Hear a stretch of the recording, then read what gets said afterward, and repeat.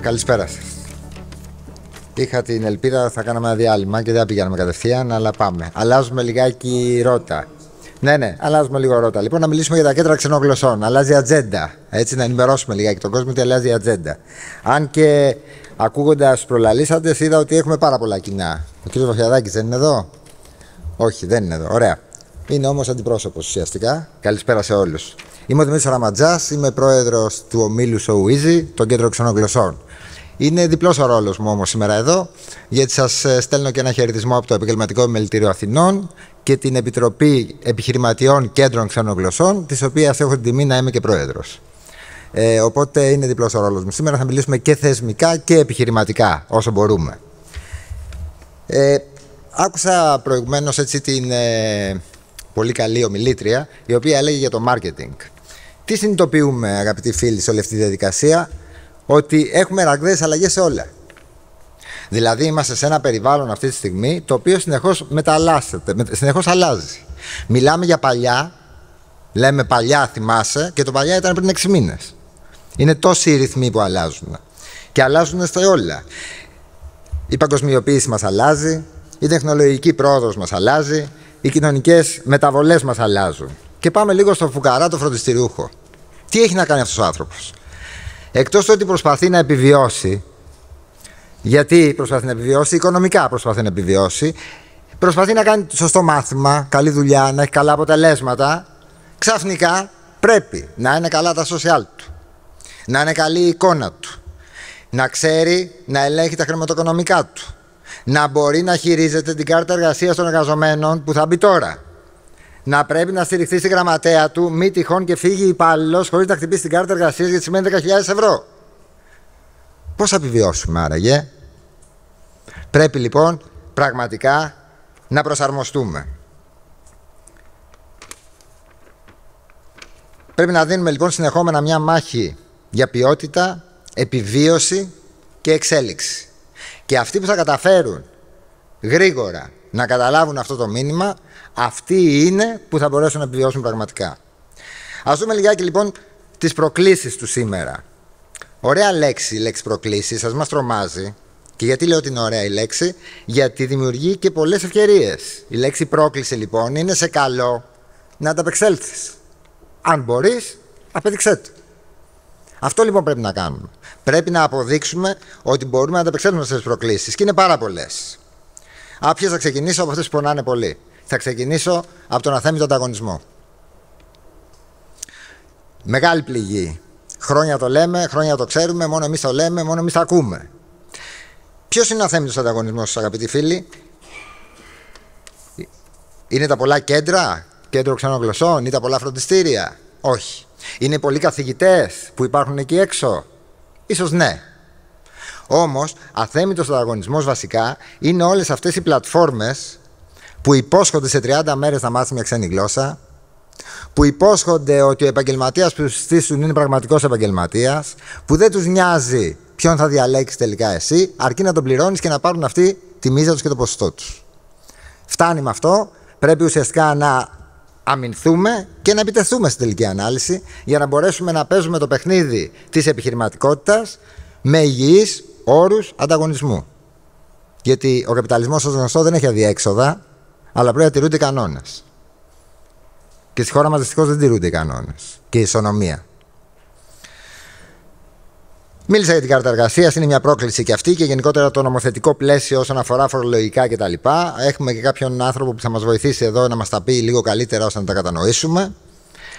Μεγάλο πρόβλημα η δυσκολία έβρεσης προσωπικού, και προσέξτε, όχι μόνο να βρεις προσωπικό το οποίο υπάρχει στις πλατφόρμες που ψάχνει και ψαρεύει πελάτες, αλλά να είναι και καταρτισμένο προσωπικό.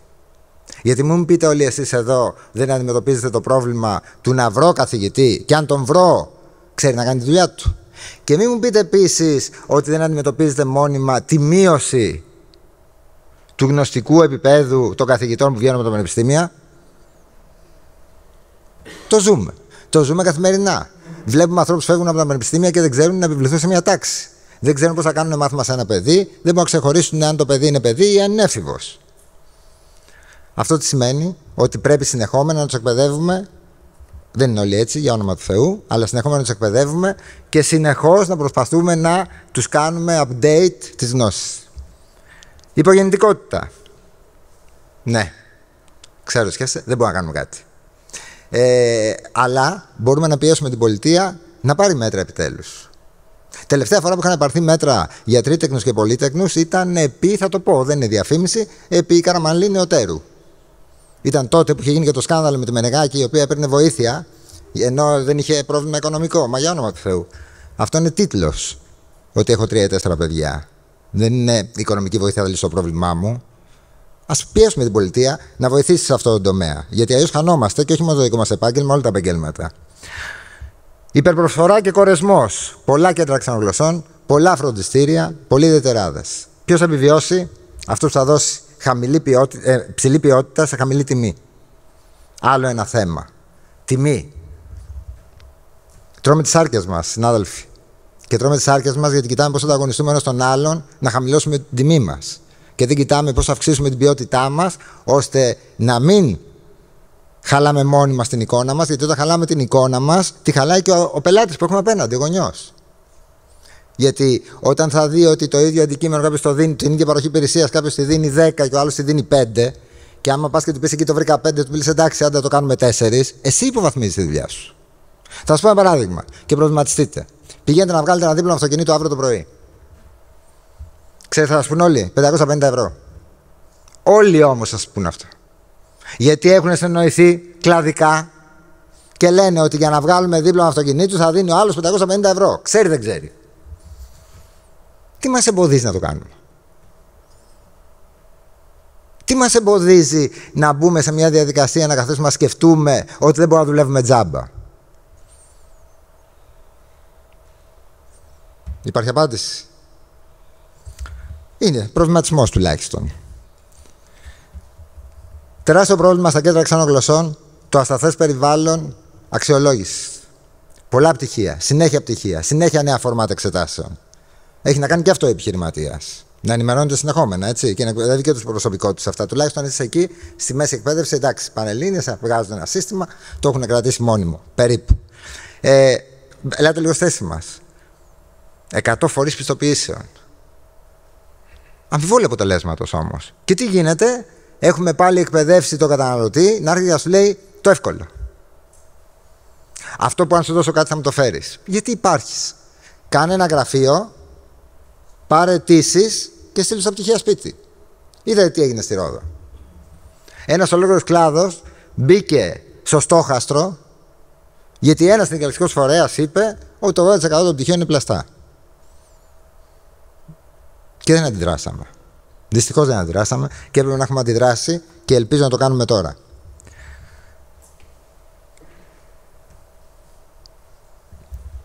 Πάμε λίγο στις δυνατότητες. Άκουσα πριν που μιλάγατε για το AI. Ναι, το AI σου προσφέρει πολλές δυνατότητες πλέον. Και δεν πρέπει να το φοβηθούμε, ούτε πρέπει να αμυνθούμε. Πρέπει να το κάνουμε όπλο μας. Γιατί καμία οθόνη πραγματικά δεν μπορεί να δικαστεί στο δάσκαλο. Καμία οθόνη ποτέ και πουθενά. Όμως πρέπει το μάθημα να γίνει πλέον με την έννοια της λέξης, της εκπαιδευτικής, για αυτό που θέλει ο καταναλωτής, πρέπει να γίνει σεξι. Και το μάθημα γίνεται σεξι με τη νέα τεχνολογία. Και το σεξι πάντα κινεί το ενδιαφέρον. Ξυπνάει το ενδιαφέρον, αρχίζει και το βλέπει λίγο διαφορετικά ο κόσμος. Οπότε πρέπει να ενταχθούμε. Οπότε ο φροντιστηρούχος πρέπει να μάθει και το AI. Ναι, πρέπει να εκπαιδευτεί σε αυτό. Προσοχή όμως. Μην χάσουμε το προσωπικό στοιχείο. Σε καμία περίπτωση. Έχετε καταλάβει όλοι ότι όσο καλό marketing και να έχουμε, όσο καλή να είναι και η εικόνα μας social media, όσο τέλεια να τα κάνουμε όλα, η σύσταση μετράει.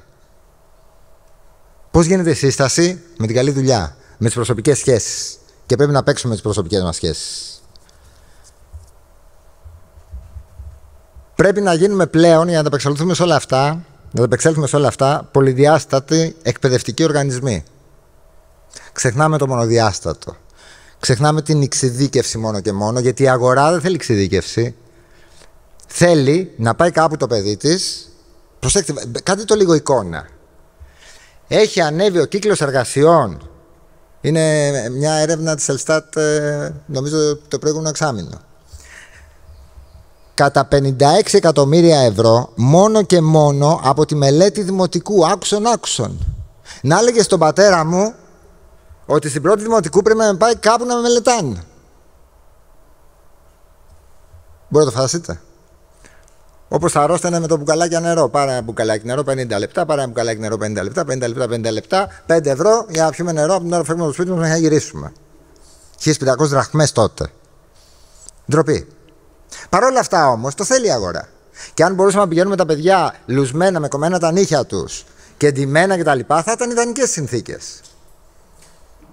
Παιδιά όμως, αυτό θέλει η αγορά και γελάμε. Οπότε πρέπει να γίνουμε χώροι πολυδιάστατοι. Και μας τρομάζει αυτό και πρέπει να προσαρμοζόμαστε. Και να προσαρμοζόμαστε συνέχεια. Υπάρχει και ένα καλό όμως στην παγκοσμιοποίηση. Δημιουργεί και καινούργιες, όπως και η τεχνολογική πρόοδος, καινούργιες αγορές. Όλο και περισσότερες επιχειρήσεις. Έχουμε μια τεράστια αγορά ενηλίκων που θέλει να κάνει update της γνώσης του. Οπότε δεν μπορούμε να λέμε ότι είμαστε φροντιστήρια μόνο για παιδιά. Είναι λάθος. Είναι λίγα τα παιδιά. Και θα γίνονται συνέχεια λιγότερα με αυτή την πολιτική. Είναι λάθος να λέμε ότι εγώ δεν μπορώ να δεχτώ ότι ένα παιδί δημοτικού θα κάνει μελέτη. Αυτό ζητάει η αγορά, θα την κάνεις. Είναι λάθος να λέμε ότι δεν είμαι φροντιστήριο ενηλίκων, πρέπει να γίνεις. Είναι λάθος να λέμε ότι επιχειρήσεις, πού να τρέχω τώρα, μα υπάρχει ψωμί. Πρέπει πάλι να φτιάξω τα προϊόντα μου έτσι, ώστε όλα να γίνουν σωστά. Δεν θα φάω άλλο το χρόνο σας, έχω πολλά να πω. Απλώς χτυπάω το καμπανάκι του κινδύνου, πρέπει να προσαρμοστούμε. Να καινοτομούμε και να διαφοροποιούμαστε. Αλλά πάντα με γνώμονα ότι θέλει η αγορά. Τελειώνω. Σε είδα σηκώθηκες επιθετικός. Κάτσε λίγο κάτω. Λοιπόν, πάμε λίγο στο δεύτερο μου θεσμό, στο δεύτερο μου ρόλο. Σαν επιμελητήριο. Προσέξτε, τι σημαίνει επιμελητήριο? Επιμελητήριο σημαίνει επιμελούμε. Σημαίνει λοιπόν ότι ο ρόλος μου είναι να σας ακούω και να σας φροντίζω. Επιμελούμε, φροντίζω. Okay. Να ξέρετε λοιπόν ότι το Επαγγελματικό Επιμελητήριο Αθηνών για όλους τους φροντιστηριούχους έχει κάνει θαύματα. Τελευταίο που κάναμε ήταν να στείλαμε μια επιστολή προς τα Υπουργεία όλα, ώστε να διαμαρτυρηθούμε και να βάλουν υποχρεωτικά σε όλους τους επαγγελματίες που διαφημίζονται μέσα στις πλατφόρμες το να κάνουν έναρξη εργασιών. Τι σημαίνει έναρξη εργασιών? Θα πληρώνουν φόρους και εργοδοτικές φορές. Αμέσως δεν έχουμε γκόλ από τα αποδυτήρια, τουλάχιστον πάμε σε ισοφάριση κατά κάποιο τρόπο. Ίδιους τρόπους, ίδιους κανόνες. Όμως, έχουμε διοργανώσει πάρα πολλά σεμινάρια, γιατί ξέρετε, υπάρχει και ένα άλλο τεράστιο πρόβλημα. Είναι και η κυρία Παπά εδώ, θα μας βοηθήσει μετά. Με το μαθησιακό και το γνωστικό επίπεδο των παιδιών πλέον. Έχουμε γεμίσει με παιδιά που έχουν θέματα μαθησιακά. Το βλέπετε συνέχεια. Μην μιλήσω για το φάσμα αυτισμού που το ακούνε οι γονείς και τρομάζουν, αλλά ναι, και εγώ τρομάζω. Αλλά αυτό με τα φάσματα, ναι, αρχίζει και με κατευνάζει λιγάκι και λέω μάλλον, δεν είναι τόσο τραγικά τα πράγματα. Δυσλεξίες, προσαρμογές, υπερκινητικά παιδιά, διάσπαση, δέπη. Έχουμε μάθει όλες τις λέξεις. Θα γίνουμε και γιατροί φροντιστηριούχοι. Εντάξει, δηλαδή πρέπει να γίνουμε, δεν γίνεται αλλιώς. Πόσο τυχερός είσαι, μόνο προγράμματα και όλα μια χαρά. Από εκεί και μετά βγάλετε κόψει το λαιμό σας. Και πολλά σεμινάρια για τους εκπαιδευτικούς μας, για να μπορούν να είναι update και αυτοί, γιατί αυτοί έχουν να ανταπεξέλθουν με τα παιδιά. Και ταυτόχρονα πολλές έρευνες ικανοποίησης πελατών για να δούμε αυτοί που έχουν τα ενία, που είναι καταναλωτές μας, πού θα μας πάνε. Όλες αυτές οι έρευνες είναι για σας, είναι να τις χρησιμοποιήσετε, να τις εκμεταλλευτείτε και να βγάλουμε συμπεράσματα, όλοι μαζί. Τελειώνω. Με και ψυχολόγους σας έχουμε στο επιμελητήριο, να ξέρετε. Πληρωμένοι, έτοιμοι. Δεν πληρώνετε, παίρνετε τηλέφωνο στο επιμελητήριο, κλείνετε ραντεβού με τον ψυχολόγο, έτσι ώστε να σας κάνει καινούριους. Ωραία, σας το λέω, είναι δωρεάν, πραγματικά, δεν είναι αστείο, είναι γεγονός. Αγαπητοί συνάδελφοι, το μέλλον του κλάδου μας θα το καθορίσουμε εμείς οι ίδιοι. Με συνεργασίες, με τόλμη και με κοινό στόχο την αναβάθμιση της ποιότητας και του κύρους της δουλειάς μας, το οποίο κύρος έχει αρχίσει και αφισβητείται και από εμάς τους ίδιους, δυστυχώς. Είναι μαζί μας πολύ καλοί ομιλητές. Μείνετε να τους ακούσετε, έχουμε να κερδίσουμε πολλά. Σας ευχαριστώ πάρα πολύ.